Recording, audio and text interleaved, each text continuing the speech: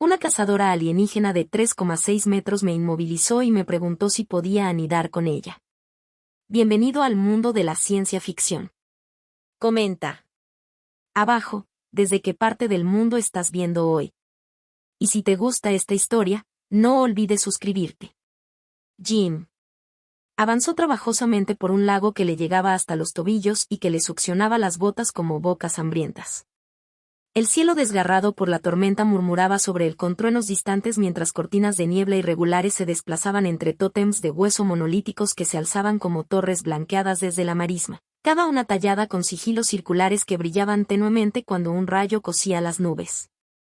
Había cartografiado lunas muertas y asteroides abrasadores, pero nada en 5 años de exploración de fronteras lo había preparado para la inquietante majestuosidad de este lugar ni para el silencio hueco que se acumulaba bajo el viento, como si algo inmenso respirara al ritmo de la suya.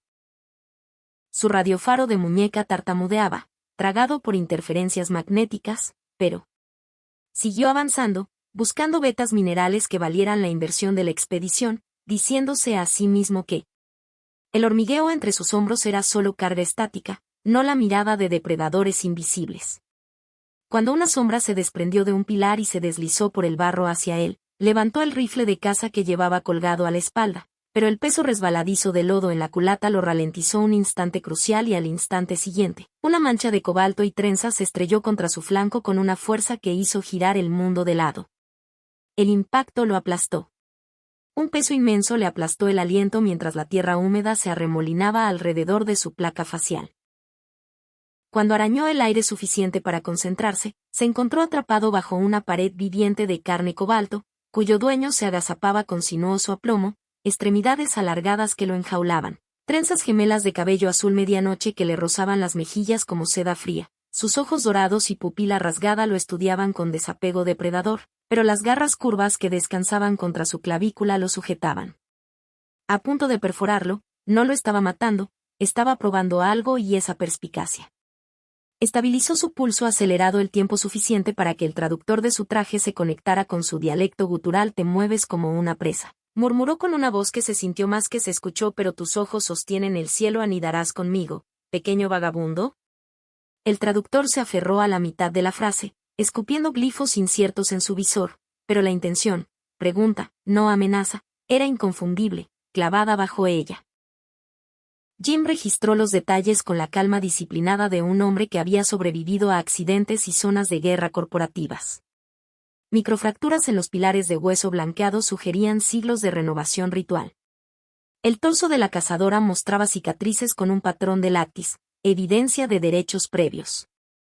Un leve aroma cítrico a metal emanaba de su piel, insinuando una química suprarrenal desconocida para la medicina taraña.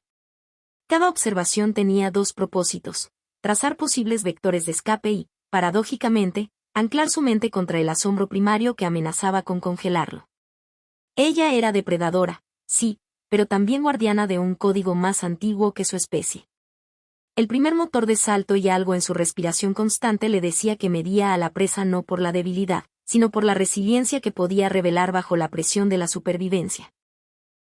Se preguntó sobre la frase, el latido del corazón galopando hasta que sus garras trazaron una única línea deliberada a lo largo de su mandíbula, sin extraer sangre, simplemente marcando la propiedad. Y el traductor finalmente se decidió por una. La interpretación de compartir un nido no significaba ni cautiverio ni tregua casual, sino un derecho vinculante de asociación por el cual 2 almas enfrentaban pruebas venideras. Juntos, elevando a ambos o condenándolos en igual medida, Jim sopesó las probabilidades con velocidad analítica. La baliza de la lanzadera estaba al menos a 2 clics de distancia a través de terreno blando. El rescate requeriría eliminar la interferencia de comunicación que la radio de su traje dañado no podía gestionar por sí sola. Un aliado de 3,6 metros capaz de romper. Los tótems de hueso podrían duplicar sus probabilidades de supervivencia contra los depredadores cuyas huellas aún resuenan en el claro. Los acuerdos forjados bajo presión le habían costado a muchos contratistas más que créditos. El honor entre culturas desconocidas era una navaja que cortaba en ambos sentidos. La cazadora, Azura, con su visor finalmente etiquetado, lo observó. Sopesó estos factores sin impaciencia, como si comprendiera la cadencia de la lógica humana y esperara su veredicto con silenciosa confianza. Así que respiró hondo. Se movió lo justo para indicar autonomía sin soltarla y habló con los labios agrietados. Acepto el nido como orina de colmillo celestial si quieres. Acéptame como algo más que una cantera. La sorpresa cruzó por sus rasgos suavizándose. Líneas feroces en algo casi radiante. Ella soltó su pecho, lo irguió con fuerza sin esfuerzo y le quitó el barro de los hombros con las mismas garras que habían amenazado con perforarlos momentos antes. Ella lo empequeñecía. Sin embargo, él sostuvo su mirada sin pestañear y algo tácito se encendió. Un cuerno sonó en la distancia, con el eco de los gritos que resonaban por el avión. Como una marea que se acercaba, las orejas de Azurain se movieron bruscamente hacia el sonido. Las trenzas, lanzando gotas de barro contra la manga de Jem, le explicaron con un gruñido mesurado que la prueba de la primera noche comenzaría cuando las lunas gemelas se alinearan, convocando a todos los merodeadores del valle hacia nuevos rivales, y que los refugios improvisados con madera flotante cederían ante la embestida. La mente de Jem esbozó soportes de las placas del casco recuperadas. Pensó en redes térmicas y balizas señuelo, e incluso mientras la adrenalina lo sacudía, sintió euforia porque allí había un rompecabezas digno de su oficio y un compañero cuya ferocidad, coincidiendo con su voluntad de vivir juntos, comenzaron a cruzar la empapada extensión. Siluetas enmarcadas por relámpagos distantes. Una imponente cazadora y un ingenioso humano avanzaban hacia el destino bajo un cielo que parecía a punto de desgarrarse, pero que por el momento contenía la respiración con una cargada anticipación por el vínculo recién forjado. El barro se aferraba a las botas de Jem en pesados terrones. Cada paso, una lucha silenciosa mientras seguía las enormes huellas que Azurain dejó atrás. Impresiones alargadas de 4 dedos que se hundían más profundamente que todo el tacón de su bota. Los tótems de hueso retrocedían. Tras ellos, se convertían en siluetas sombrías en la niebla al entrar en un barranco flanqueado por afloramientos irregulares de piedra negra. El aire se aquietaba como si la tierra misma contuviera la respiración a la espera. Azurain se movía con una gracia asombrosa para su tamaño. Sus anchos hombros se balanceaban como agua alrededor de las rocas y sus largos dedos rozaban las ramas bajas como si leyeran el estado de ánimo del sendero. No había hablado desde que dejaron el círculo ritual y Jem no la presionó. Su mente estaba ocupada en analizar qué había aceptado exactamente, qué significaba anidar y si este extraño derecho era simplemente una prueba de supervivencia o algo mucho más complejo y vinculante. Finalmente se detuvo en un saliente natural de roca volcánica donde las enredaderas habían sido arrancadas por garras y las marcas de calor de antiguas fogatas marcaban la piedra. No era gran cosa, pero era un refugio de la niebla helada que llegaba del barranco. Azurain se agachó, poniendo una mano en el barro y luego en la piedra, murmurando algo bajo y rítmico. Jem lo supo. No era una oración, era más bien un inventario ritual para comprobar si había cambios en el entorno, peligros en la sensación de calor de la tierra. Cuando levantó la vista, sus ojos amarillos se entrecerraron de una manera que no era amenazante, sino calculadora, como si estuviera decidiendo cuánto explicarle. La tierra recuerda cosas. Dijo finalmente, con su voz como grava envuelta en terciopelo. Huellas de sangre, temblores de cosas que cazan sin necesidad.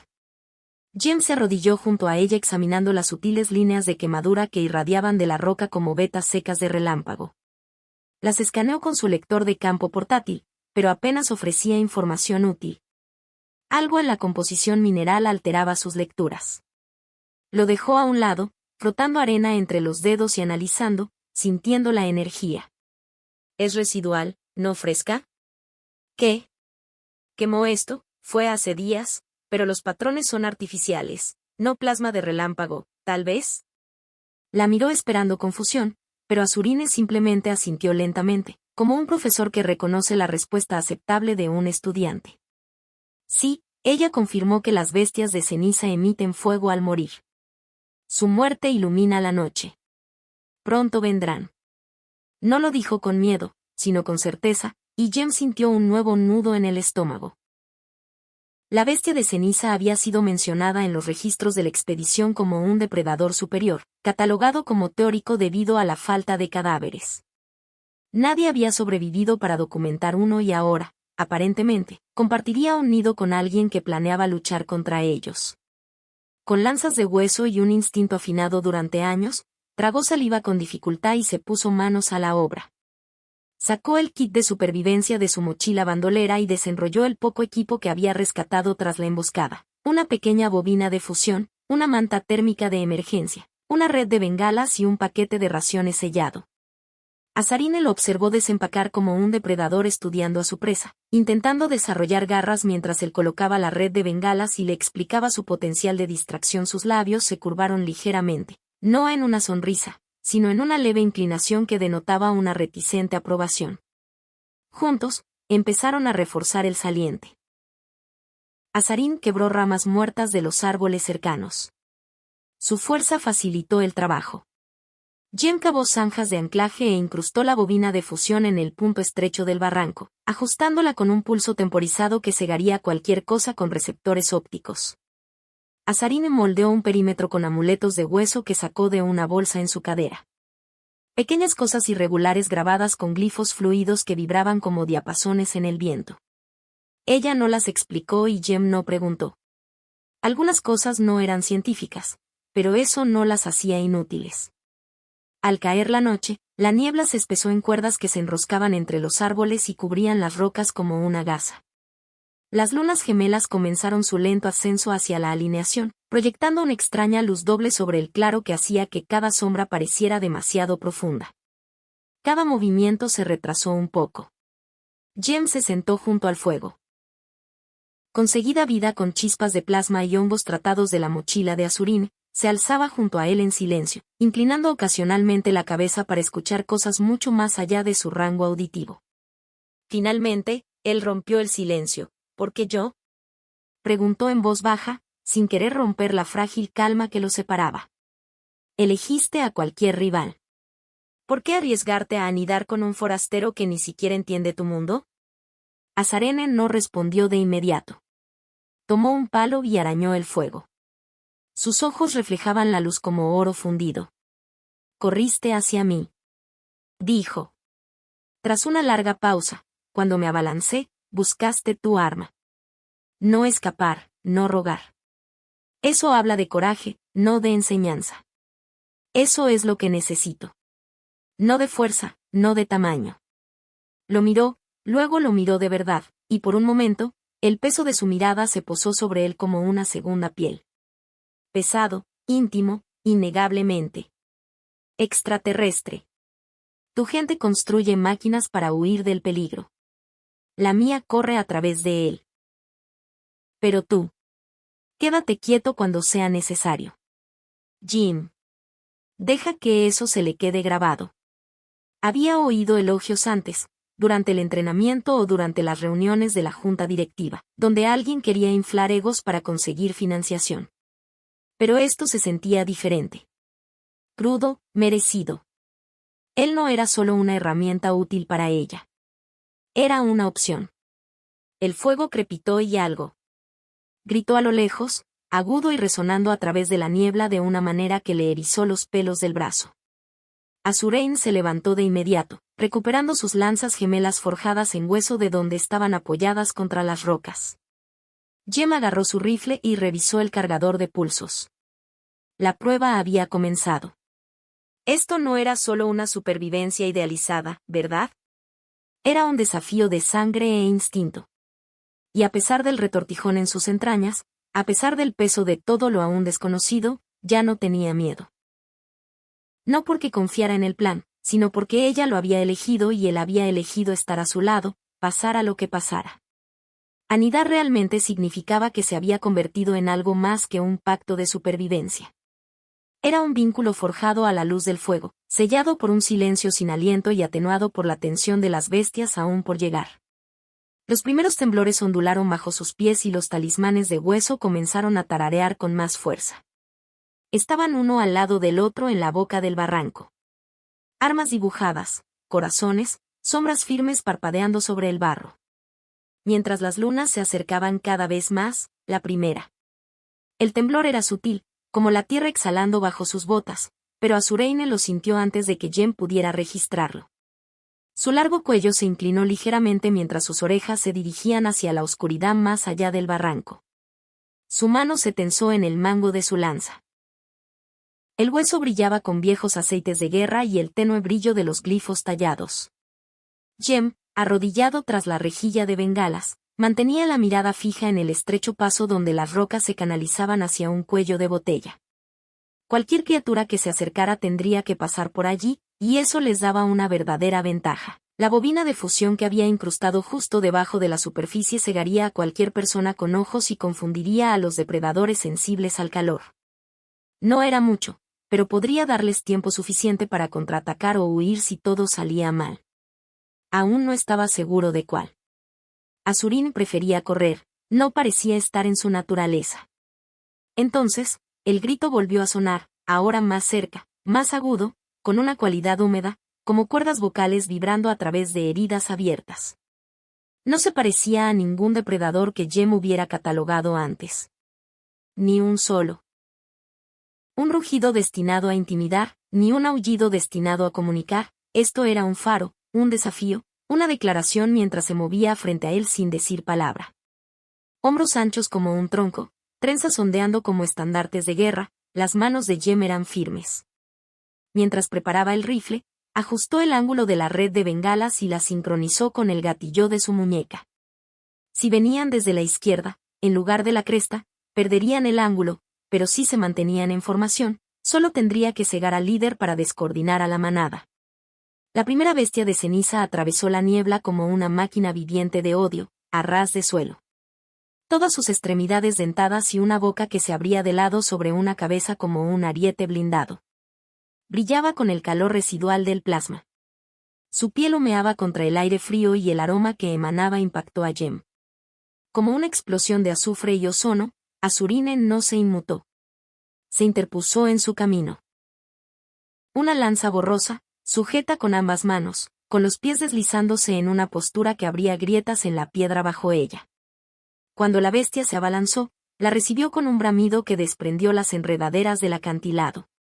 Su lanza se hundió profundamente en la mandíbula y, con un giro de cadera, la arrojó a un lado como si no fuera más que una tabla rota. Golpeó la pared de roca con una salpicadura de fluido brillante y no volvió a levantarse, pero llegaron más. 3, luego 5. La niebla se dividió a su alrededor mientras su manada avanzaba con garras desgarrando barro y talismanes de hueso que chillaban al pasar. Jem esperó hasta que los ojos de la bestia líder brillaron con un destello dorado. Concentrándose, activó la red de bengalas.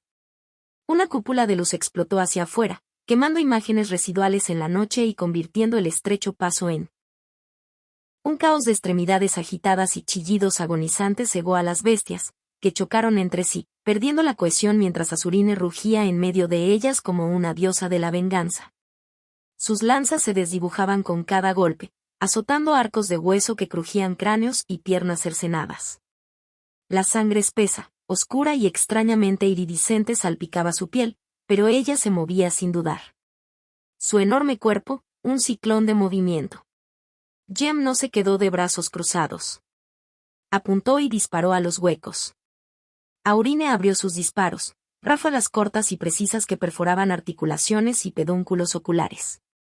No intentaba matar, solo incapacitarla para comprarle el espacio que necesitaba para mantenerse en movimiento. Una bestia saltó la pared de la cresta y aterrizó demasiado cerca. Se abalanzó con garras desgarradoras hacia su hombro, y él se agachó. El rifle se atascó en su pierna en el caos. En cambio, sacó su arma y vació el cargador en el cuello de la criatura. Esta se agitó una vez y luego se desplomó con espasmos. A sus pies, no respiraba, no lo creía. Agarró su propio colmillo cercenado y lo clavó en la siguiente bestia de ceniza que cruzó la cresta. La tomó por sorpresa y la desequilibró el tiempo suficiente para que Azurine la derribara. Para cuando la niebla se disipó y el talismán de hueso dejó de aullar, 5 cadáveres ardían alrededor del barranco. El sexto se arrastró de vuelta a la niebla con una extremidad destrozada. Gimiendo como un perro azotado, Azurain estaba de pie en el centro de la carnicería. Su pecho subía y bajaba en profundos pulsos rítmicos. Sus ojos brillaban en la penumbra de las lunas, ahora completamente alineadas. Su brazo izquierdo sangraba por un corte superficial cerca del hombro, pero no lo reconoció. En cambio, miró a Jem no para comprobar si estaba vivo, sino para ver cómo se mantenía de pie, cómo se mantenía después de su primera muerte real. Todavía estaba erguido. El traje destrozado. Los brazos temblaban ligeramente por la adrenalina y el retroceso, pero sus ojos estaban despejados. No apartó la mirada. No huyas, dijo ella. Te mantienes firme con voz ronca por el esfuerzo pero firme. Jem tosió, limpiándose el líquido de bestia cenicienta de la placa facial y esbozó una media sonrisa que no llegó a sus ojos. Pensé que me mataría si lo hacía. Inclinó la cabeza, no del todo riendo, pero casi. Correcto, dijo simplemente, y se inclinó para ayudarlo a subir la cresta.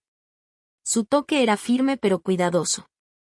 Cuando llegó a la cima, se dio cuenta de que, en algún momento de ese intercambio, habían cambiado no solo como aliados, no solo como compañeros temporales en la supervivencia, sino como algo más cohesivo, más primario.